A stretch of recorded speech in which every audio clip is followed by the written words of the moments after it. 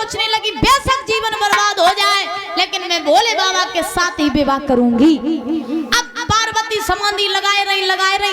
एक दिन जिस स्थान पर पार्वती समाधि लगाए हुए थी उसी स्थान से एक दिन सप्तऋषियों का आना हुआ। जब सप्तऋषियों का आना हुआ तो सप्तऋषि उसी जंगल से गुजर रहे थे जिस जंगल में पार्वती समाधि लगाई थी। उसी स्थान से सप्तऋषि गुजरे तो जब सप्तऋषियों की नजर पड़ी पार्वती के ऊपर तो सप्तऋषि सोचने लगे कि जतो हिमांचल की बेटी पार्वती है भला अकेली जंगल में क्या कर रही। चलो चले के पूछे चले के अकेली क्या कर रही जंगल में। तो महाराज सप्तऋषि पार्वती के पास पहुंचे और जो पार्वती के पास में पहुंचे आवाज लगाई पार्वती। सोई पार्वती की आंखें खुली। जो पार्वती की आंखें खुली कहने लगी पार्वती क्या बात है तुमने हमें क्यों जगाया, समाधि हम लगाए हुए थे तुमने मेरी समाधि तोड़ दी। सप्तऋषि बोले मैं जब पूछो चाहते कि तुम जंगल में अकेली क्या कर रही। पार्वती बोली तुम्हें दिखाई नहीं देता कि हम क्या कर रहे भजन कर रहे। तो सप्तऋषि बोले कौन से देवता को मनाए रही। पार्वती बोले हम भोले बाबा का नाम भोले बाबा के नाम का भजन कर रहे। सप्तऋषि बोले का और को भजन कर लेती भोले बाबा को काय को कर रही। तो पार्वती बोली कि भोले बाबा के नाम का भजन हम इसलिए कर रहे हैं क्योंकि हमने अपने मन में संकल्प किया है कि हम विवाह करेंगे तो केवल और केवल भोले बाबा के ही साथ में। अब जो इतने वचन कहे सो सप्तऋषि पार्वती के वचन सुन के हंसन लगे। अब जो हंसने लगे पार्वती बोली हंस काहे को रहे। सो सप्तऋषि बोले जब हंसने वाली बात है तासो हंस रहे। अब सप्तऋषि कहने लगे जब बताओ लली हमें जब लगा तुम पागल है गई हो। पार्वती बोली क्यों। सप्तऋषि बोले जब बताओ कहाँ में भोले बाबा जो कैलाश पर्वत पे पड़े रात और जिनकी समाधि लग जाए फिर पता ही नहीं कि इनकी समाधि कब टूटे।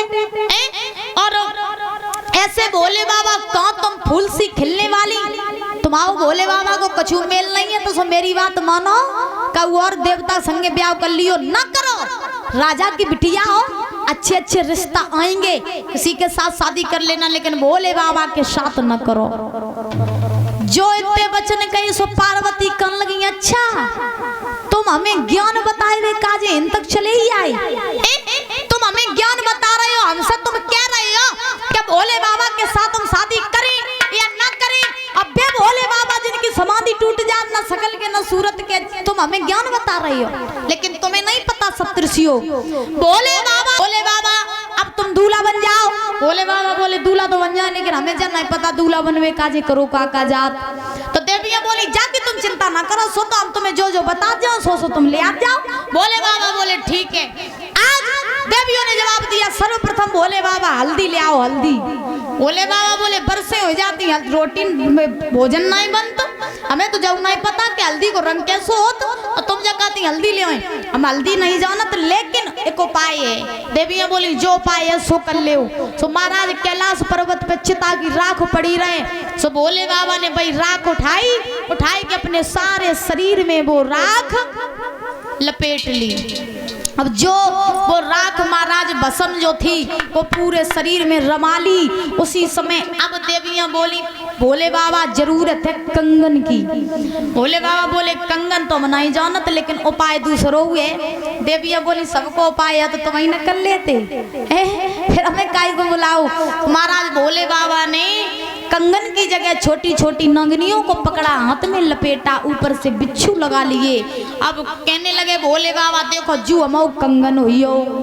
ऐसे भोले बाबा दूल्हा बने। अब जो दूल्हा बने इधर भूत प्रेतों को पता चला कि भोले बाबा बारात लेके जा रहे हैं हिमाचल नगरी में। सो जितने भूत प्रेत रहे सो सब नाचते हुए शोर मचाते हुए महाराज आए कैलाश पर्वत पे।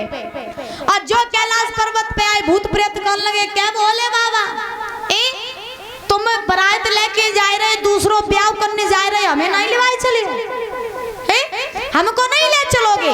भोले बाबा बोले हम तुम्हें बिल्कुल ले चलेंगे तुम सब तैयार हो जाओ।